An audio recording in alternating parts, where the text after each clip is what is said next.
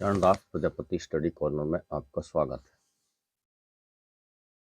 भारत का संविधान विषय पर हम चर्चा करने के लिए उपस्थित हैं। आज का प्रश्न है, भारत के संविधान का मसौदा ईश्वर के नाम पर क्यों नहीं है? तो आज की चर्चा प्रारंभ करने से पहले एक अनुरोध है कि यदि आप चैनल में नए हैं तो सबसे पहले इसे सब्सक्राइब अवश्य करें और दूसरों तक वीडियो पहुंचाने के लिए शेयर करें, कमेंट बॉक्स में कमेंट करें, पूरा वीडियो सुने, अंत तक बने रहें। यदि आप ऐसा करते हैं तो जब हम कोई वीडियो अपलोड करेंगे तो सबसे पहले आपको सूचना मिलेगी और विचारों को दूसरों तक पहुंचाने में आपका भी योगदान रहेगा। तो हम चर्चा शुरू करते हैं। ईश्वर के नाम पर संविधान का मसौदा क्यों नहीं? ये भारत की संविधान सभा में 27 दिसंबर 1948 को संविधान निर्माता डॉक्टर बाबा साहब भीमराव अंबेडकर जी द्वारा स्पष्टीकरण रखा गया था। वह इस प्रकार है।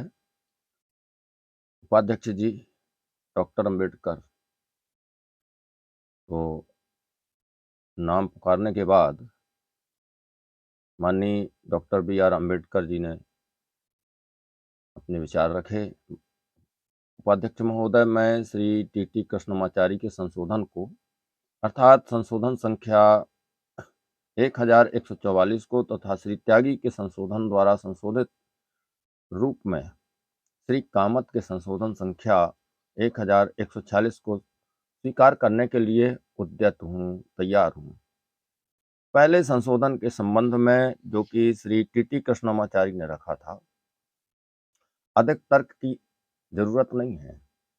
मेरे नाम में जो संशोधन था उससे यह बेशक अच्छा है। दूसरे संशोधन संख्या 1146 के विषय में मैं समझता हूं कि मुझे प्रश्न के गुण अवगुण पर बोलने की आवश्यकता नहीं है, क्योंकि मैं इसे श्री त्यागी द्वारा संशोधित रूप में स्वीकार कर रहा हूं। किंतु यह अच्छा होगा कि मैं इस बारे में कुछ शब्द कह दूं कि मसौदा समिति ने ही मौलिक मसौदे में ईश्वर के नाम पर यह शब्द क्यों नहीं रखे थे। श्रीमान, मेरे विचार में मसौदा समिति ने इस विषय पर पूर्णतः विचार ही नहीं किया था। अतः मैं उचित कारण नहीं बता सकता कि उन्होंने इन शब्दों को पहले क्यों नहीं रखा। जहां तक मेरा संबंध है, मैं समझता हूं कि यह ऐसा विषय था जिस पर कुछ विचार करना जरूरी था। यदि परिषद अनुमति दे तो मैं इस विषय पर अपने निजी विचार प्रकट करना चाहता हूं। इस विषय में मेरे ये विचार थे। जहां तक मेरा अध्ययन है, ईश्वर शब्द का विभिन्न धर्मों में विभिन्न महत्व है, अलग अलग महत्व है। ईसाई और मुसलमान ईश्वर को एक कल्पना के समान ही नहीं मानते, बल्कि ऐसी शक्ति मानते हैं जो संसार पर राज्य करती है और इस कारण आस्तिकों के नैतिक और आध्यात्मिक कार्यों पर शासन करती है, कंट्रोल रखती है। जहां तक हिंदू धर्म का संबंध है, मेरे विचार से, और मैं पूर्णतः गलती पर हो सकता हूं, मैं इस विषय का ज्ञानी होने का बिल्कुल दावा नहीं करता। मेरा ख्याल था कि ईश्वर शब्द और बड़ा शब्द प्रयोग करें तो परमेश्वर एक आशय का, एक कल्पना का निचोड़ ही है। जैसा कि मैंने कहा है, गणित की भाषा अनुसार आप संख्याओं को एक साथ रखकर कोई समान संख्या ढूंढ सकते हैं जिसमें आप सा कह सकते हैं, जो कि केवल निचोड़ होगा। इसके पीछे कोई ठोस वस्तु नहीं है। हिंदू धर्म में यदि कोई ठोस कल्पना है तो वह ब्रह्मा, विष्णु, महेश, शिव शक्ति है। हिंदू इन्हें ही संसार का शासन करने वाली शक्तियां मानते हैं। मुझे ऐसा लगता है कि मसौदा समिति के लिए इस आधार पर चलकर बहुत से शब्द रखना कठिन हो जाता, अर्थात परमेश्वर, उसके नीचे रेखा खींचकर शिव, फिर विष्णु, फिर ब्रह्मा, फिर शक्ति आदि रखने पड़ते। इस झगड़े के कारण ही हमने इस मामले को छोड़ दिया, जैसा कि आप मसौदा समिति के कार्य में देखते हैं। श्री A.B. ठक्कर, संयुक्त राज्य कठियावाड़, सौराष्ट्र, कहते हैं, किंतु सबके ऊपर भी एक है, माननीय डॉक्टर B.R. अम्बेडकर। किंतु मुझे पूर्ण प्रसन्नता है कि यह संशोधन पेश किया गया है। अब कुछ सदस्यों ने इस संशोधन पर आपत्ति की है। उन्हें भय है कि ईश्वर शब्द रखने से सांप्रदायिक घोषित किए हुए राज्य के इस गुण में अंतर पड़ जाएगा। मेरे विवेक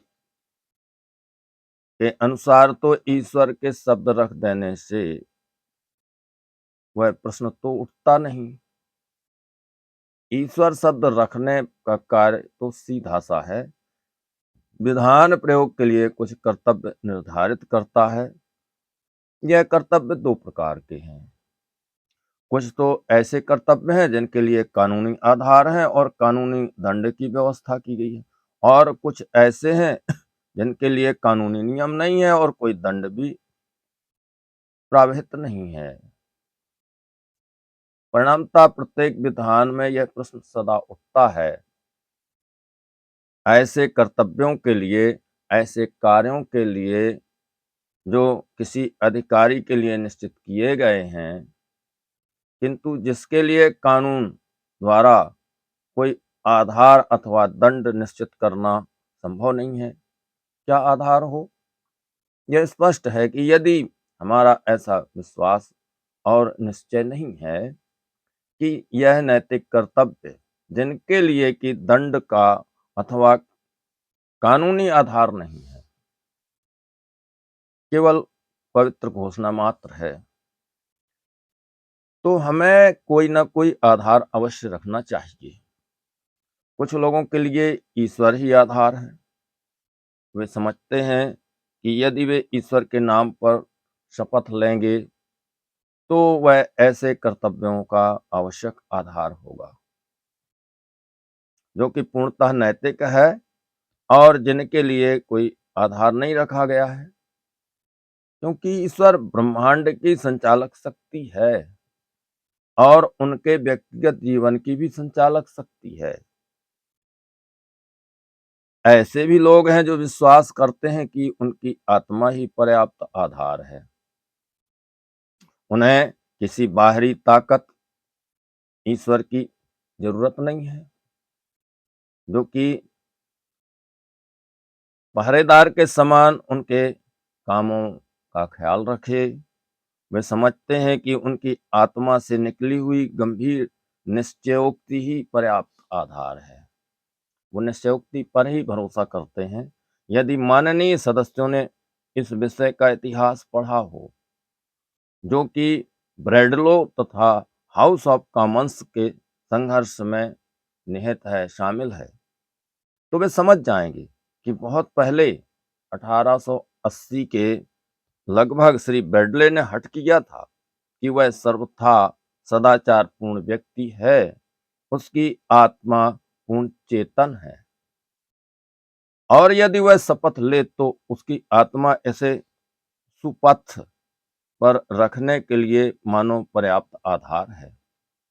हाउस ऑफ कॉमन्स में बहुत समय तक संघर्ष हुआ, जिसमें एक अवसर पर तो श्री ब्रैडलो को सार्जेंट एट आर्म्स प्रहरी ने लगभग जान से ही मार दिया था।